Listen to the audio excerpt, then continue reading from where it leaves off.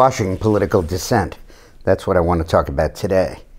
There is a terrifying move going on by the Obama administration on two fronts to truncate and maybe eliminate and certainly punish free speech in the United States. This isn't a substantive policy about spending. This is Barack Obama trampling on free expression of opinion. One of them we spoke about during the election, when he went to the Gallup polling people after a poll that they did showed Romney winning by a good margin, and threatened them and urged them to revisit and revise their methodology.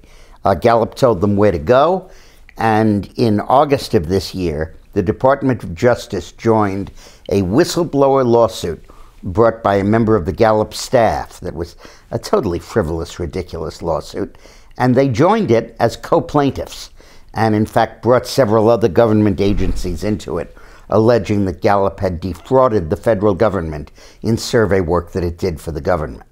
Completely specious, and the only reason they did it was to intimidate Gallup during the campaign into giving them good polling numbers.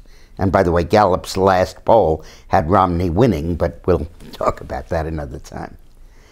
And then last week, something along the same lines happened, only in public policy. The only ratings firm to downgrade U.S. government bonds so far has been the S&P. Moody's hasn't, and the others have not. Well, guess what? The federal government just decided that the only ratings firm it's going to sue is S&P, under the grounds that they misestimated the risk of mortgages. Now, ironically, these were government mortgages, government-approved mortgages, and government-guaranteed mortgages. But it says that they misled investors about the risky nature of those mortgages. Now, I'm sure that they did, but so did all the other rating companies, and so did the federal government.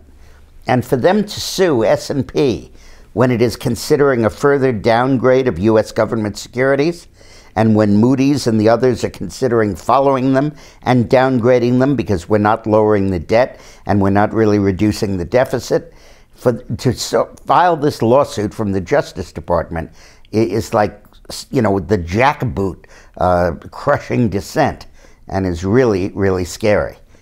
So let's watch this trend by Obama. This is a new deal for him. He's never trampled as extensively on civil liberties as he's doing it now.